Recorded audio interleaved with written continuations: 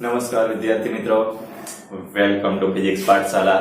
વિદ્યાર્થી મિત્રો, આપણે આજે ચેપ્ટર 3 નો ઉદાહરણનો ચોથો દાખલો ભણવાનો છે. જો નોટ અને પેન લઈને તૈયાર થઈ જાઓ. ઉદાહરણ નંબર 4. જો વિદ્યાર્થી મિત્રો, ઉદાહરણ 4 માં આપણે રકમ શું આપી છે, રકમમાં ધ્યાન રાખો. રકમમાં કીધું છે એક બહુમાળી મકાનની ટોચ પરથી એક દડાને શિરોલંબ ઉધ્વ દિશામાં, ઉધ્વ એટલે ઉપરની દિશામાં 20 મીટર પર સેકન્ડની ઝડપથી ફેંકવામાં આવે છે. તો આપણે જરા બનાવી દઈએ એક બહુમાળી. ઉદાહરણ તરીકે વિદ્યાર્થી મિત્રો, આ ઇમારત છે. રેડી? ઇમારતની ટોચ એટલે અહીંયાથી આપણે દડાને ઉપર ફેંકવાનો છે. રેડી? તો ઉપર દડો ફેંકીએ તો અહીંયા લગી જાય છે, ધારો કે. રેડી? તો શું કીધું? જો શરૂઆતનો વેગ આપણે કીધો છે દડાનો v0 20 મીટર પર સેકન્ડ. આટલાના વેગથી આપણે એને ઉપર અધો દિશામાં ફેંકવામાં આવે છે. તો અહીંયા જરા બિંદુ આપી દઈએ. આ A બિંદુથી ક્યાં ફેંકવો આપણે એને? B બિંદુ ઉપર. ઓકે, ચલો હવે આગળ જો વિદ્યાર્થી મિત્રો, રકમમાં આગળ આપણે કીધું છે દડો જે બિંદુએથી ફેંકવામાં આવે છે તે જમીનથી 25 સેન્ટીમીટર આવેલું છે. હવે દડો અહીંયા આ ઇમારતની ઊંચાઈ મતલબ કેટલી આપી છે આપણે? 25 સેન્ટીમીટર. કેટલી? 25 સેન્ટીમીટર. 25 સેન્ટીમીટર ની, સોરી 25 મીટર ની વાત, 25 મીટર છે. ઓકે, આ બિંદુ ન આપો તો ચાલશે, કેમ કે એની કઈ જરૂર નથી, આપણે એમને ખબર પડે એવું. ચલો, તો પેલું એ શોધો કે દડો કેટલી ઊંચાઈએ પહોંચશે. હવે દડો કેટલી ઊંચાઈએ પહોંચે છે ઉપર એ શોધવાનું છે. એટલે આપણે h શોધવાનું છે. અહીંયાથી આ ઊંચાઈ શોધવાની છે. આ h આટલું શોધવાનું કીધું છે, કેટલી ઊંચાઈ પહોંચે તો h શોધવાનું છે. દડો અહીંયા પહોંચે તો ઉપર રહી જાય છે, એટલે તો અંતિમ વેગ એનો શું હોય? 0. રેડી? હવે ઉપર તરફ છે તો ગુરુત્વ પ્રવેગ ઉપર તરફ કેવો હોય? ગુરુત્વાકર્ષણ બળની વિરુદ્ધ દિશામાં, તો માઈનસ લઈએ આપણે મીટર પર સેકન્ડ સ્ક્વેર. ઓકે, તો આ થઈ ગઈ એની રકમ. હવે આપણે h શોધીએ. જુઓ, આપણી પાસે ગતિના કેટલા સમીકરણ છે? વાત કરીએ ગતિના સમીકરણની, તો v v0 at છે. પછી x v0t plus 1/2 at square. પછી છે 2ax v square minus v0 square. આટલા સમીકરણ છે આપણી પાસે ગતિના ટોટલ. પેલું છે v v0 પ્લસ at. પછી છે આપણી પાસે x બરાબર v0t plus 1/2 at square, 2ax બરાબર v square minus v0 square. હવે આપણે h ઊંચાઈ શોધવાની, મતલબ આ અંતરની જગ્યાએ આપણે ઊંચાઈ મૂકી દે તો x શોધવાનું છે. તો આ બે સમીકરણમાં જ x છે, તો આ બેમાંથી કયું સમીકરણ આપણે વાપરી શકશું? જો v0 આપ્યું છે, v આપ્યું છે, તો v0 v આપ્યું છે, g એટલે a પણ આપ્યું છે, તો આમાંથી x મળી જાય. ત્રણે પદ આપ્યો હોય તો. રેડી? આ નહીં વાપરીએ કેમ કે આપણે સમય નથી આપ્યો. સમય આપ્યો તો આ વાપરે. ઓકે, ચલો શરૂ કરીએ. જો 2a, હવે h, x ની જગ્યાએ આપણે શું લખશું? h, અને a ની જગ્યાએ શું લખશું? ગુરુત્વ પ્રવેગ g. રેડી? ચલો, v square minus v0 square. બે h રાખવું છે, કરતા બનાવી h ને જોઈએ છે. v સ્ક્વેર શું છે? 0, v0 સ્ક્વેર 20 નો વર્ગ છેદમાં 2g, 2 ગુણ્યા g એટલે -10. ઓકે, ચલો હવે જો વિદ્યાર્થી મિત્રો, શું કે છે આપણને? 20 નો વર્ગ, આ માઈનસ નો માઈનસ રાખો, 2 દુ 4, 20 નો વર્ગ 400 છેદમાં 10 દુ 20, માઈનસ નું માઈનસ, માઈનસ માઈનસ પ્લસ, મીંડું મીંડું કેન્સલ, 20 દુ 40. તો h બરાબર આપણે મળશે જવાબ 20 મીટર. તો દડો ટોચ થી કેટલો ઉપર જશે? 20 મીટર ઉપર જશે. રેડી? તો જમીન થી કેટલો ઉપર ગયો? 20 ને 25 ને 20 45 મીટર. ઓકે, ચલો જો આગળ. હજી આપણે રકમમાં શું કીધું છે? b દડો જમીનને અથડાય તે પહેલા કેટલો સમય લાગશે? હવે દડો જમીનને અથડાય તે પહેલા કેટલો સમય લાગશે? તો અહીંયાથી ઉપર જવાનો સમય અને અહીંયાથી જમીને આવવાનો સમય શોધવો પડે ફરીથી. દડો જમીને ક્યારે અથડાશે? આપણે અહીંયાથી ઉપર ફેંકો તો ઉપર અહીંયા લગી ગયો તો ત્યાં કેટલો સમય લાગે પહોંચતા, પછી ત્યાંથી નીચે આવતા કેટલો સમય લાગે છે એ પણ આપણે શોધવું પડશે. તો ધારો કે આ આખું અંતર કેટલું થઈ જાય? 45 સેન્ટીમીટર થઈ જાય આખું અંતર. હવે દડા નીચે આવે છે 45 સેન્ટીમીટર, તો એ સમય અને ઉપર જવાનો સમય બે સમય શોધીએ. હવે સમય શોધવો છે તો આ બેમાં જ સમય છે. જો તો આ બે સૂત્ર વપરાશે, બીજા એક વપરાશે નહીં. રેડી? તો પહેલા તો ઉપર જવાનો સમય શોધીએ. બીજો બીમાં દડાને અધો દિશામાં દડાને ઉધ્વ દિશામાં, પેલા ઉધ્વ દિશાનું શોધીએ. દડાને ઉધ્વ દિશા એટલે ઉપર જતા, ઉધ્વ દિશામાં જતા લાગતો સમય. ઉધ્વ દિશામાં કેટલું ઉપર? 20 સેન્ટીમીટર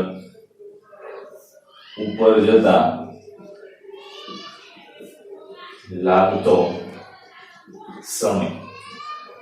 દડો ઉધ્વ દિશામાં 20 સેન્ટીમીટર ઉપર જાય તો કેટલો સમય લાગે એ પહેલા શોધીને આપણે આપી દઈએ. ઓકે વિદ્યાર્થીઓ, દેખાય છે ને બધાને?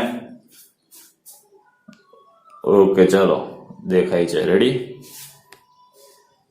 તો જો દડાને 20 સેન્ટીમીટર ઉધ્વ દિશામાં પહોંચતા લાગતો સમય. હવે આ બેમાં સમય આવે છે. આ બેમાંથી કયું? જો ઉધ્વ દિશા છે તો આપણે જોઈ લઈએ. આપણે શરૂઆતનો વેગ v0 આપ્યો છે કેટલો? 20 મીટર પર સેકન્ડ. હવે h આપણી પાસે છે કેટલું છે? 20 સેન્ટીમીટર 20 મીટર.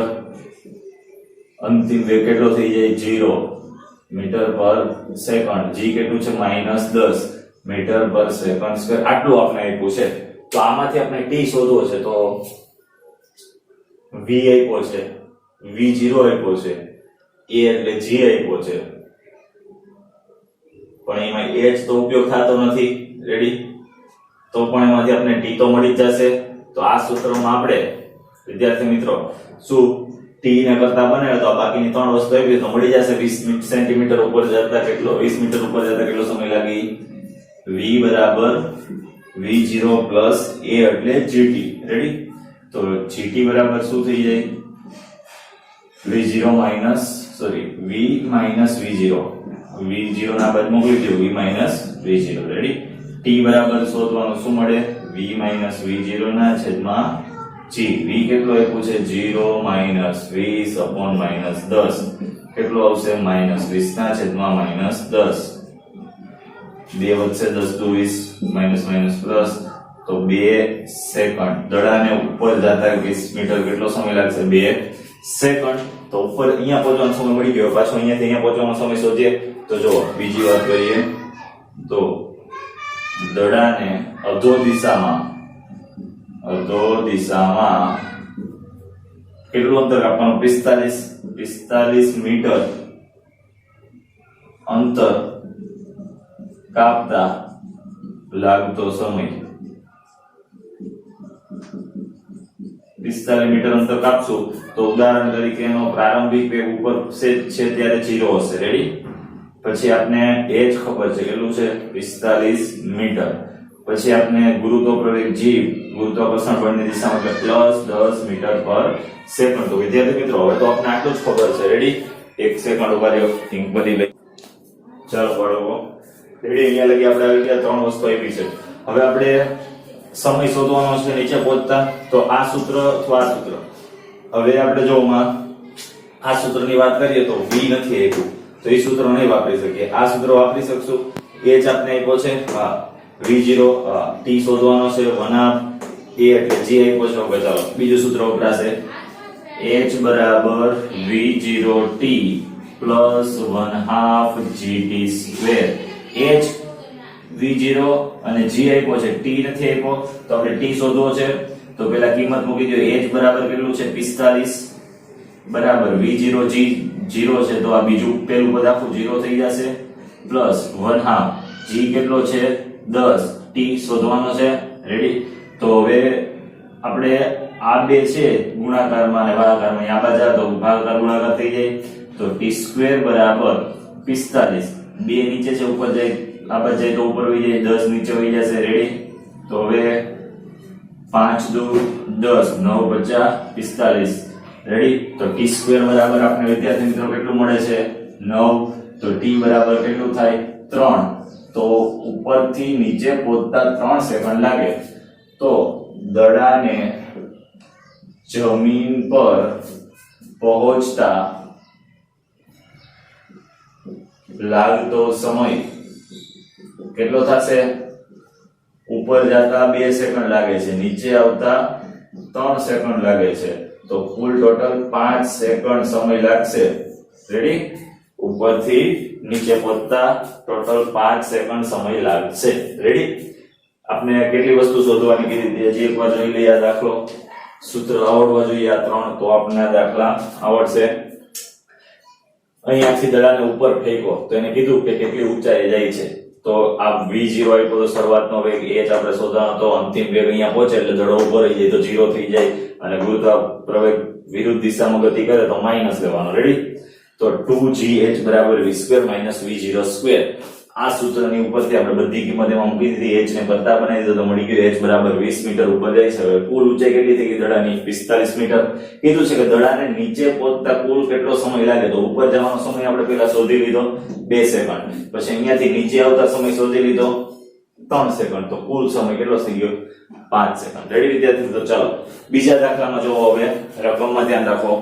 રકમમાં આપણે કીધું છે વિદ્યાર્થી મિત્રો કે મુક્ત પતન પામતા પદાર્થની ગતિની ચર્ચા કરો, હવાનો અવરોધ અવગણો. તો મુક્ત પતન પામતા ગતિની ચર્ચા કરીએ વિદ્યાર્થી મિત્રો. ઉદાહરણ નંબર 5. ઉદાહરણ નંબર 5. રેડી વિદ્યાર્થી મિત્રો? તો જો પદાર્થ શું મુક્ત પતન પામતા પદાર્થ માટે આપણે શું કહી શકીએ? મુક્ત પતન પામતા પદાર્થ માટે, હવે પદાર્થ અધો દિશામાં ગતિ કરતો હશે,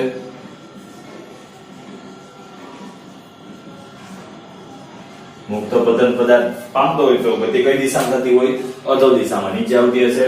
તો મુક્ત પતન પદાર્થ પામે, ધારો કે આપણે એનો પદાર્થનો ગતિ કરવાનો જે સ્ટાર્ટિંગ પોઈન્ટ છે એને આપણે ઉગમ બિંદુ લઈ લઈએ, તો મુક્ત પતન એટલે ઉગમ બિંદુથી નીચે જાય તો એમાં y અક્ષની ઋણ દિશામાં જાય, તો ઉગમ બિંદુ તરીકે પદાર્થનો પ્રારંભિક સ્થાન લઈએ તો મુક્ત પતન પામે ત્યારે નીચે જાય તો એને ગુરુત્વ પ્રવેગ માઈનસ લેશું, ઉપર જાય તો ગુરુત્વ પ્રવેગ પ્લસ લેશું. રેડી? તો જો g બરાબર આપણે શું લઈ શકીએ? નીચે જાય તો -9.8 પરફેક્ટ લઈએ તો થાય મીટર પર સેકન્ડ સ્ક્વેર. આ ખબર પડી માઈનસ કેમ લીધું? કારણ કે યામાક્સ પદ્ધતિના ઉગમ બિંદુ ઉપર પદાર્થનું પ્રારંભિક સ્થાન રાખીએ તો પદાર્થ મુક્ત પતન પામે નીચે જાય, તો યામ પદ્ધતિમાં નીચે જાય તો શું આવશે? -9.8. રેડી? આ આપણે ગુરુત્વાકર્ષણ બળ ઉપર માઈનસ પ્લસ લીધું, તો આ ઉગમ બિંદુ ઉપરથી લીધું. રેડી? હવે પદાર્થનો મુક્ત પતન પામે તો શરૂઆતનો વેગ તો 0 હોય. રેડી? તો પ્રવેગ -9.8 અચળ છે. તો આપણે એનો આલેખ દોરીએ વિદ્યાર્થી મિત્રો.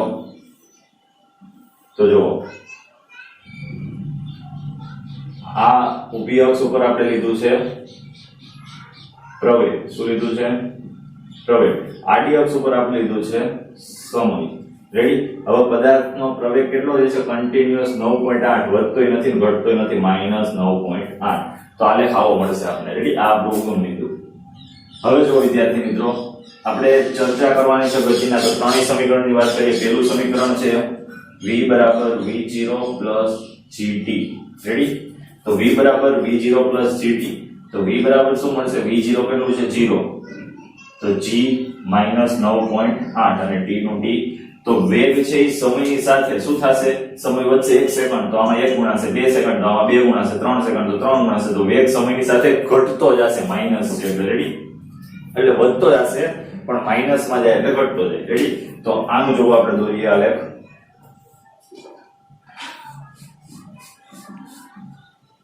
અહીંયા આપણે વેગ લઈ લઈએ, અહીંયા આપણે સમય લઈ લઈએ. હવે પેલા 0 સેકન્ડ એટલે વેગ 0 એટલે અહીંયા હોય 1 મૂકો તો 9.8. આવી રીતના સમય આગળ વધે, વેગ આગળ વધે, તો આવી રીતના સમયની હારે વેગ શું થશે? વધશે પણ માઈનસ માં છે એટલે નીચે તરફ વધશે, એટલે આપણે એને ટૂંકમાં ઘટે એવું કહી શકીએ. રેડી? ચાલો બીજું સૂત્ર લઈએ. બીજું સૂત્ર શું છે વિદ્યાર્થી મિત્રો, x બરાબર v0t પ્લસ 1/2 gt² છે.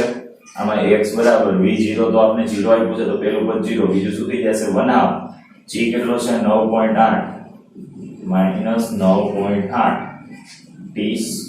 હવે અહીંયા ભાગાકાર કરશો તો વિદ્યાર્થી મિત્રો x બરાબર મળશે માઈનસ 4 દુ 8 એટલે 4.9 t². રેડી?